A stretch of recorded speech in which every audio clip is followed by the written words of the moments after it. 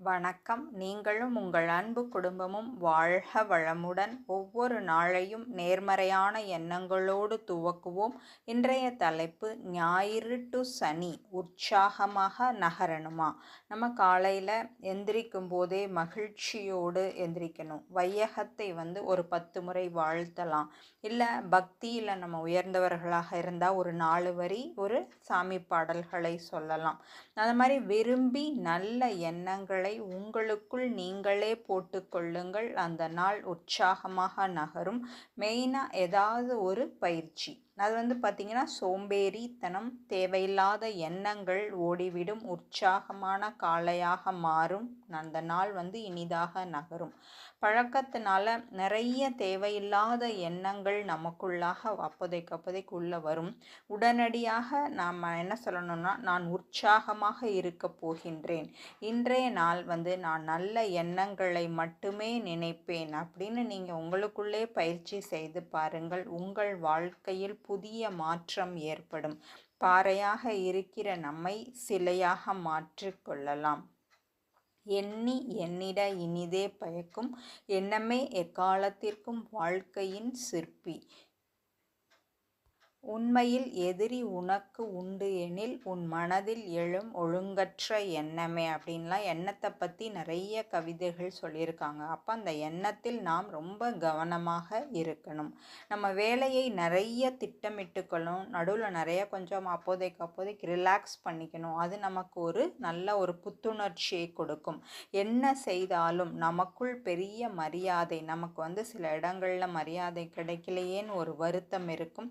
உங்கள் எண்ணத்தை மாற்றுங்கள். ஏனென்றால் ஒத்ததை ஈர்க்கும். நீங்கள் அப்படி நினைத்தால் அவர்கள் உங்களுக்கு மரியாதை கொடுக்கணும்னு நினைச்சா கூட உங்கள் எண்ணம் அவர்களை கொடுக்க விடாது.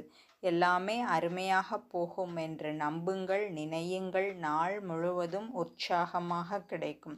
எல்லா வேலைகளையும் விரும்பி புன்னகையோடு மனநிறைவோடு செய்ய தொடங்குங்கள். மகிழ்ச்சியும் நீங்களும் ரொம்ப நண்பர்களாக ஆகிவிடுவீர்கள். சலிப்பு வேண்டாம், அது உங்களுக்கு சங்கடத்தை மட்டுமே கொடுக்கும். உற்சாகமாக இருங்கள். நாள் போவதே தெரியாது, விரைவாக ஓடிவிடும். உங்களை எப்பொழுதும் சுறுசுறுப்பாக வைக்கப்படுங்கள். உடலையும் சரி மனதையும் சரி. மகிழ்ச்சியாக எந்த விஷயத்தையும் செய்யும் போது பார்த்திங்கன்னா இயற்கை நமக்கு நிறையா உதவும். நம்மை சுற்றி இருப்பவர்களோடு நாம் இணக்கமாக இருக்க பழகி கொள்வோம். நாள் சுறுசுறுப்பாக நகரும். ஒரு விஷயத்தை ஒருவரிடம் பேசுவதற்கு முன்னால் ஒன்றுக்கு பல முறை சிந்தித்து பேசுங்கள். நாள் உற்சாகமாக நகரும். உங்களை நீங்களே மிக நன்றாக பார்த்து கொள்ளுங்கள். ஒரு குழந்தையை நம்ம எப்படி பார்த்துக்குவோமோ அதே போல் நம்மை நாமே நன்றாக பார்த்து கொள்ள வேண்டும். அடுத்தவர்களை பற்றி அதிகம் சிந்தித்தாலே நம் சுறுசுறுப்பு குறைந்துவிடும். அவங்க எப்படி நடந்துக்கிறாங்க, அப்படி பேசுகிறாங்க அப்படிங்கிற நினைக்கும் பொழுது நமக்குள்ளாக கவலை வந்துடும். நம்மை மாற்றிக்கொள்வோம், நம்மை உயர்த்தி கொள்வோம். நல்லவைகளால் சுறுசுறுப்புக்கு சொந்தக்காரர்களாக மாறிடுவோம். நம்ம லைஃப்பில் நமக்கு ஒரு விஷயம் நல்லது கெட்டது நடக்கின்றது என்றால் நாம் செய்த செயலின் விளைவே அப்படின்னு உணர்வோம். உற்சாகமாக நம் செயல்களை முறையாக செய்வோம். மகிழ்ச்சியாக வாழ்வோம். சில நேரங்கள் துன்பமாக வருகிறதே, அந்த மாதிரி சூழ்நிலைகளில் நாம் என்ன செய்யலாம்? மகான்களினுடைய கருத்து என்னன்னு பார்த்தீங்கன்னா, வாழ்க்கையில் துன்பம் வருது, அப்போ நம்ம என்ன செய்யணும்னா, முதலில் மனம் கலங்கக்கூடாது, மகிழ்ச்சியாக தன்னம்பிக்கையோடு இருக்கணும் அப்படின்னு சொல்லுவாங்க.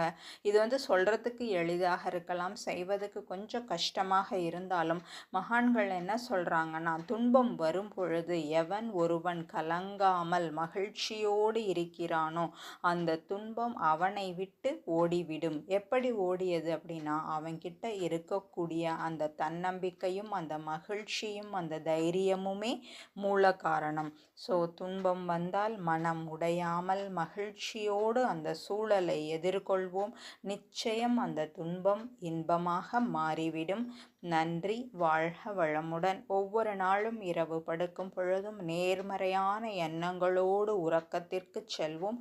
ஆழ்ந்த உறக்கம் கிட்டும். வாழ்க வளமுடன். வாழ்க வளமுடன்.